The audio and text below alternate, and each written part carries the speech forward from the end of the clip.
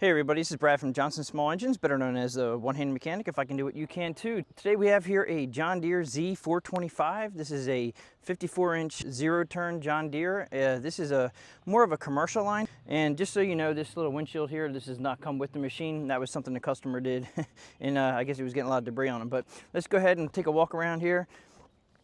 We have the gas tank right here.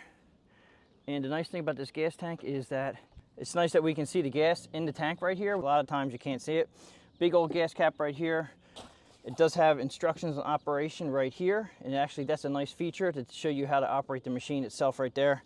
And then if you pick up the seat here, we have a couple things underneath here. We have the battery. And I don't particularly care for the placing of the battery, but I have noticed that if you pull the seat back a little bit, it opens it up a little bit. You can take this rod will come off the seat. If you need to take the battery out to make it easy on you, you can probably take the seat off to help you out a little bit right there. The seat is adjustable, and let me just go around to the front here and show you this. So the seat is adjustable right here. There's a little lever that you just pull up, and then you just move your body weight, and that'll adjust the seat, which is fairly nice. And since we're at the controls here, we have the mower deck for the up and down. Just have to pick up a little bit on the handle, push a button in, and then up and down. Now, as you can see, it's not actually setting itself. And the reason being, we have this adjuster right here. It's a tool and the adjuster. So this tool right here, you flip it up like that, so it's straight up in the air, and it has a little nubby on it right there that will actually go into a slot. And you just basically pick your hole on where you want the mower deck, put that down, and then you just pick up, push it down. That's your adjustment for your mower deck. Now this also is a tool to take off this cover. So this is I'm not sure exactly what size it is. It might be like a 13 millimeter, but you can just unscrew this bolt right here. And then this cover will come up so you can actually do some stuff on your mower deck underneath the cover, clean it out there. It's a pretty nice feature right there. Another great addition for this tool is right here. This is actually, it's your tracking adjustment. And if you're sitting on the machine looking down at this, you can actually read it. But this tool will actually go in to this bolt. And if you're going forward full speed and you're going bearing to the right or to the left, this is what you adjust right here. So I'm pretty sure it'll tell you right here, it says use the see the manual, but basically what you're gonna do is you're gonna turn it in clockwise so you can actually adjust your tracking. So that's another great feature that this tool has, is that you can adjust this, you know, and it's not that hard to adjust. It just takes a little bit of time, and you just have to make sure you're on very level ground to make sure that you're traveling, you're tracking correctly. Our handles are right here, and basically it's just forward, rearward, and then you have right and then left. This side here is a brake, and if you do not have this brake, and every time you go to push this button in, it may feel real hard. Pull up on the handle a little bit, and then the button will go right in. If the brake is off like it is now, you will not be able to start the machine. Okay, so you have to have the brake in the on position when you start it, and if you want to get off the machine while it's running, as long as the PTO, which is your power takeoff for your mower deck, to make the mower deck run, as long as that is not in the on position, you can get off the machine while the engine's running if the emergency brake is on. Let's go to the controls over here. Okay, so controls here, we have choke, you have your on and off, your switch for your ignition, which is stop, on, and crank. Okay, then you have your PTO, which is your power takeoff for your mower deck. So this controls your mower deck on and off. They do have a nice hour meter right here. It's very nice to have one of them for service intervals. And your throttle is here. Now, I'm just accustomed to starting up the machine about half throttle. And even when you run your mower deck, I usually start at about 3/4 throttle. And then between half and 3/4 throttle to turn the mower deck on. It just makes it a little less stress on the clutch when you engage the belt. So, and then when you're engaged, then you throw all the way up to fast and you cut in that way. So let's go ahead and give it a crank. Pull the choke in the up position. I have it set about a little bit less than half. We're going to go ahead and crank it up until it starts. And as soon as it starts, you take the choke off. Push the choke down.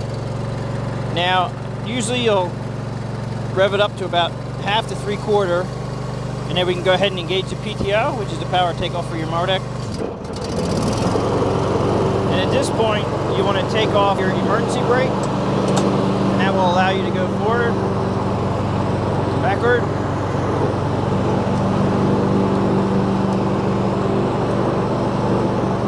Now, if you get up off the machine, it will shut down. I'm going to go ahead and turn your PTO off.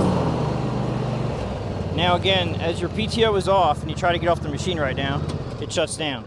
The reason being, your emergency brake must be in the on position. So we're gonna go ahead and pull the emergency brake up in the on position. Now you can get off the machine and do, if you had to pick up something and you didn't want to turn the machine off, you can do it that way.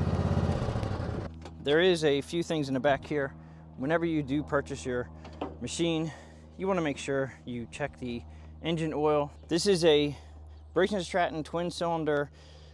They call it the extended life series. It's 23 horsepower. These are proven engines. These are great engines. And as you can see by looking at this machine, like looking at this engine, you may not know, but the engine actually is sitting a little bit different than most because I think it's a commercial line. It actually makes it easy to maintain it. The oil filter is actually right down here. Makes it very easy to change the oil filter, and your fuel filter is right here. It's very nice to be able to change it. Oil drain is down here. And it's a 10mm wrench, and you can just unscrew that, and that drains straight down to the ground, and you can just put your pan underneath there. So it's very nice, easy access for everything to service the engine. Your oil is here, and you want to check it.